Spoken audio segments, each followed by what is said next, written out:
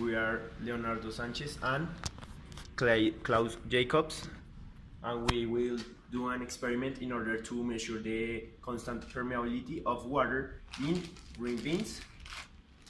Okay, now we will explain the equipment and the materials that we use. The equipment that we used is a cylinder-shaped vessel which is normally used for serving ketchup, but it works perfectly for the experiment. So what we did is that we cut the bottom of the vessel and put a filter into the top of the vessel, which really this is the top of the vessel. So we put this filter so we can keep the cross-sectional area constant. If we didn't use this filter, the soybeans will fall into this small area, and this small area has a different diameter than this area, so the cross-sectional area will not be constant, and that damaged the whole experiment. So we put this filter. We define a length of the material of 8 centimeters, which is from this part to this part. This length will be filled with the material, which is green beans. As you can see here, are small beans, so they have an average diameter of 3.5 millimeters. We did that by measuring the diameters of around 20 different beans, and then we averaged the diameters, and that was the result. And that also follows the rule that the diameter of the vessel, the cross-sectional diameter, has to be at least 12 times the diameter of the particle. And since we have here an average diameter of 3.5 millimeters and a cross-sectional diameter of 4.5 centimeters, which is at least 12 times the diameter of the particle. In order to let the water flow into the vessel, we used a funnel, in which we put it in this way. Why this way?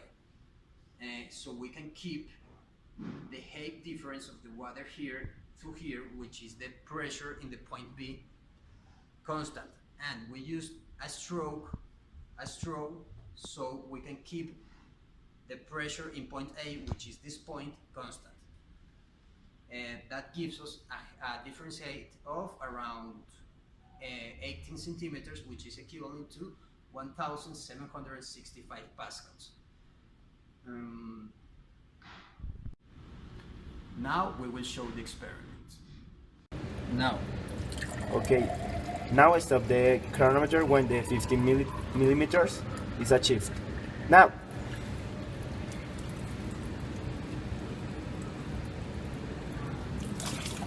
Okay, now I'm going to explain how the constant permeability are calculated. In this case, we use two important equations. The first is the equation for find the viscosity, that depend the different constant, that these constants are different for each fluid. In this case, we use water like a fluid, so the constant are this A, B, C, and the temperature should be in Kelvin, and this temperature is the room temperature that we take from the room temperature of the laboratory. The other one equation is the Darcy equation that expresses the volumetric flow that depends of different constant. In this case, the permeability constant, the transversal area, the difference of pressure, the viscosity, and the length of material, that is this. Finally, the last step that we have to do is replacing the values that we got into this formula. Now, by solving this formula, the Darcy equation for the permeability constant, gives us this equation. Now, the cross-sectional area is the area given by this area, which is the diameter, which has a diameter of 4.5 centimeters, and that gives us a cross-sectional area of 0.00159 square meters. The volumetric flow was measured as explained earlier, and it took 6.53 seconds to fill a 50 milliliters graduated cylinder. That gives us a volumetric flow of 7.77 milliliters per second, which is equivalent to 7.77 times 10 raised to the power of -6 cubic meters per second. The other parameter is the viscosity, which was explained earlier, and at a room temperature of 19.5 degrees Celsius gives us a viscosity of 1.013 times 10 to the raised to the power of -3 Pascal times seconds. And the length of the material was explained earlier is 0.08 meters, and the differential pressure was the result of the difference height from this point to this point.